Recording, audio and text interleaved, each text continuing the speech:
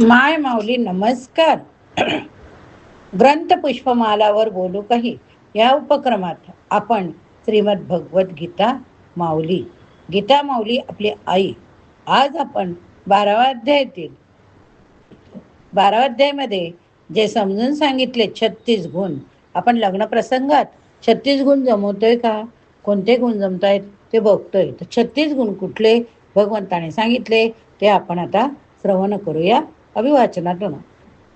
जो कोणत्याही प्राण्यांचा द्वेष न करणारा, अद्वेष्टा सर्वभूतानां, स्वार्थरहित, सर्वांवर प्रेम करणारा, अकारण दया करणारा, माझेपणा मीपणा नसलेला, सुखात दुःखात समतोल असलेला, क्षमावान, अपराध करणाऱ्यालाही अभय देणारा, तसेच जो योगी नेहमी संतुष्ट असतो, ज्याने शरीर मन इंद्रिय ताब्यात ठेवलेले, ज्याची माझ्यावर दृढ श्रद्धा असते, तो मन व बुद्धी मलाच अर्पण केलेला माझा भक्त मला प्रिय होय.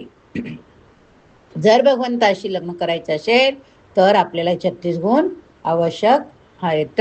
ज्यांच्यापासून कोणत्याही प्राण्याला त्रास होत नाही, ज्याला कोणत्याही प्राण्याचा उपभोग येत नाही, जो हर्ष मत्सर भीती उद्वेग इत्यादीपासून अलिप्त असतो, तो भक्त मला प्रिय.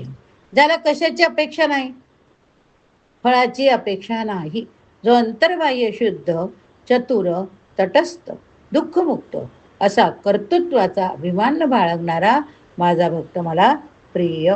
जो कोणी हर्षयुक्त होत नाही, द्वेष करीत नाही, शोक करीत नाही, इच्छा करीत नाही, जो शुभ अशुभ सर्व कर्माचा त्याग करणारा, तो भक्तियुक्त पुरुष मला प्रिय.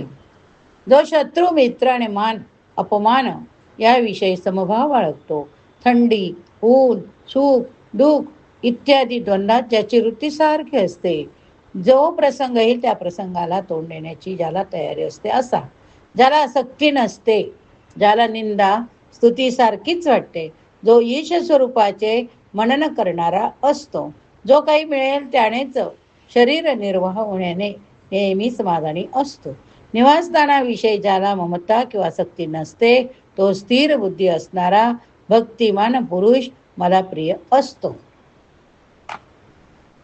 परंतु जे श्रद्धाळू पुरुष मतपरायण होऊन वर सांगितलेल्या धर्ममय अमृताचे निष्काम प्रेम भावनेने सेवन करतात, ते भक्त मला अतिशय प्रिय असतात, अतिशय प्रिय असतात.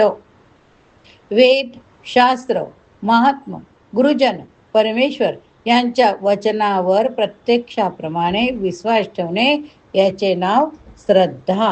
आपण आता बघितले 12व्या अध्यायातील 36 गुण कोणते.